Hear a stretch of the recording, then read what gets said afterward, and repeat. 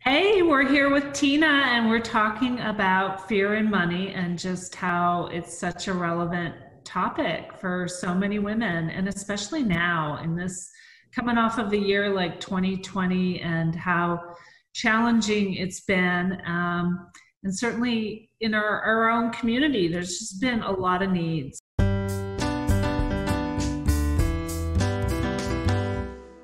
Tina, what do you see out there in the community with your clients and friends? And I think that fear around money is a really relevant conversation and a topic that we should all be talking about. And I think people sometimes, view themselves in a certain lens, which may or may not be accurate. And that lens can relate to childhood experiences with money, experiences of money during marriage, experiences, with money after divorce. And it tends to sort of, create these walls, and we perceive ourselves in a certain way coming out of a divorce and having a lot of fear related to money and lack of money, and not having an attitude of abundance, but more an attitude of fearfulness around money. And I know a lot of people are struggling now with COVID, and people are losing, opportunities that they had maybe counted on.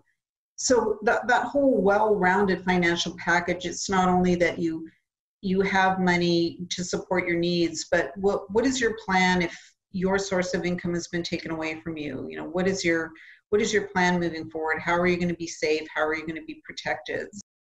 If I had someone sitting with me asking me to sign a bunch of papers and giving me a bunch of mumbo jumbo, I don't think that would have worked, because we're already dealing with someone who's in a fear-based position. So what I want is somebody I can trust, and someone who's respecting the community, and somebody who can give me very factual, graphic representation of, this is what your future can look like if you are able to, take a step and work with me. how has your relationship with money changed? It's changed a lot, and money is a tool. And it's great to have money. And once your financial needs are met, your immediate needs of like housing and being able to drive a car, or, talk on your phone, then if you have other resources, I think it's important to be able to direct those in an area that, can compound itself, so you can have a nest egg, whether you want to leave a legacy for your children, whether you want to go on a wonderful vacation and not have to worry about bills, if you want to buy yourself a new mountain bike. We work hard for our money, and it's important to have that money be directed somewhere that's meaningful for us, and not just, fearfully hang on to it and putting it in a savings account because it's not working for you. Your money needs to work for you. Any advice that you have for other women out there to get them to take the first step of change?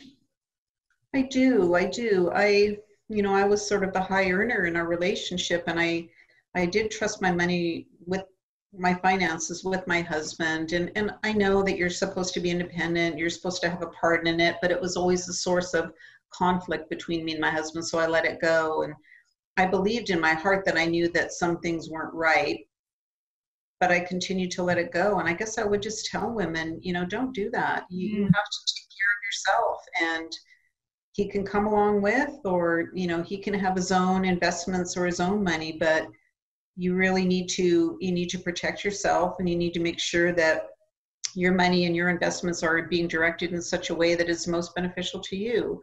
And you need to have somewhat of an understanding of that, not only if you were to get divorced, but if something should happen to your husband, you need to know where your money is, how it's being managed, how it's being directed, because that's all really important. I know so many people that have gotten divorced that end up in not very good financial situations, and it is really scary. I love that you raised that point, Tina, because it's something I think about a lot in our householding with our partners. We have to share duties, right? Because we can't all be in every place at once. So there has to be some kind of division of labor. But the area of personal finance is an area where both people are really better served if you figure out how to productively both be involved. I wasn't happy with the way things were going, and you have to both compromise and come together in the middle. Like everybody has to have a say in, you know, how the money is being managed, or it's just a prime breeding ground for, you know, resentment. And that's why relationships break up. They break up because of money, and they break up because of, you know, physical things. But yeah, each person needs to have a say. And if a man believes that he's doing the best job, and if his wife doesn't care, I bet she does.